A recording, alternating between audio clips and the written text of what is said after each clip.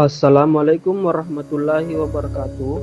Perkenalkan, nama saya Muhammad Reski Maulana N dengan NIM 2106055520007, jurusan Ilmu Administrasi Negara, mata kuliah Bahasa Indonesia, dosen pengampuh mata kuliah Ibu Iin Nur Yasinta SPD MPD. Di sini saya akan menjelaskan topik mengenai memperbaiki naskah kalimat yang tidak efektif menjadi kalimat yang sesuai dengan kaidah bahasa Indonesia. Kalimat pertama, pemborosan kata atau pleonasme. Kalimat tidak efektif ialah dia masuk ke dalam ruang kelas. Kalimat efektifnya ialah dia masuk ruang kelas. Mengapa? Karena kata masuk sudah mengandung makna ke dalam sehingga penggunaan keduanya secara bersamaan dianggap boros. Selanjutnya, kalimat kedua, ketidaklogisan subjek. Kalimat tidak efektif ialah waktu dan tempat kami persilahkan. Kalimat efektif, Bapak Kepala Sekolah kami persilahkan. Mengapa? Karena secara logis, waktu dan tempat adalah benda mati yang tidak bisa dipersilahkan. Yang dipersilahkan seharusnya adalah orangnya. Kalimat ketiga, subjek tidak jelas atau preposisi berlebihan. Kalimat tidak efektif, bagi semua peserta diharapkan hadir tepat waktu. Kalimat efektif, semua peserta diharapkan hadir tepat waktu. Mengapa? Karena penggunaan kata depan bagi di awal kalimat membuat subjek menjadi tidak jelas atau kabur. Kalimat keempat, kata jamak yang berlebihan. Kalimat tidak efektif, para tamu-tamu undangan mulai berdatangan. Kalimat efektif, para tamu undangan mulai berdatangan. Atau tamu-tamu undangan. Mengapa? Karena kata para sudah menunjukkan makna jamak, sehingga tidak perlu mengulang kata benda atau tamu-tamu lagi. Selanjutnya, kalimat kelima, pemborosan kata keterangan. Kalimat tidak efektif, Doni hanya memiliki 4 buah buku saja. Kalimat efektif, Doni hanya memiliki 4 buah buku. Mengapa? Karena kata hanya dan saja memiliki makna yang sama. Menggunakan keduanya dalam satu kalimat adalah pemborosan. Paragraf pertama atau paragraf 1. Paragraf tidak efektif. Pagi ini adalah merupakan pagi yang sangat amat cerah sekali. Para siswa-siswa sekolah sudah mulai banyak yang berdatangan ke sekolah untuk melakukan kegiatan belajar. Bagi siswa yang datang terlambat, maka tidak diperbolehkan untuk masuk kelas. Hal ini dilakukan agar supaya mendidik kedisiplinan daripada para siswa tersebut. Nomor 2, paragraf efektif ialah pagi ini sangat cerah.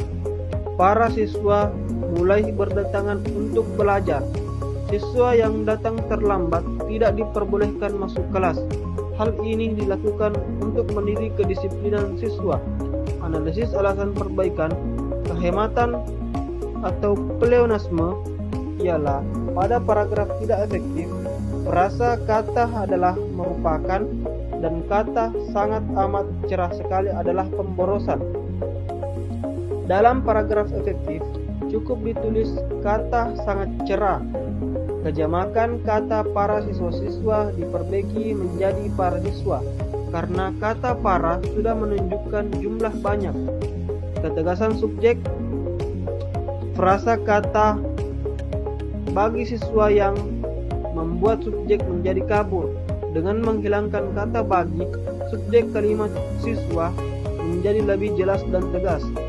Struktur logis, kata agar supaya adalah dua kata bermakna sama yang digunakan bersamaan. Dalam paragraf efektif, cukup digunakan kata untuk agar lebih ringkas dan langsung pada poinnya. Pemilihan kata atau diksi.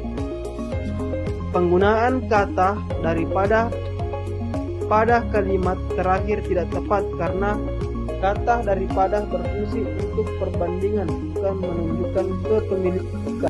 Selanjutnya, paragraf pertama atau paragraf tidak efektif.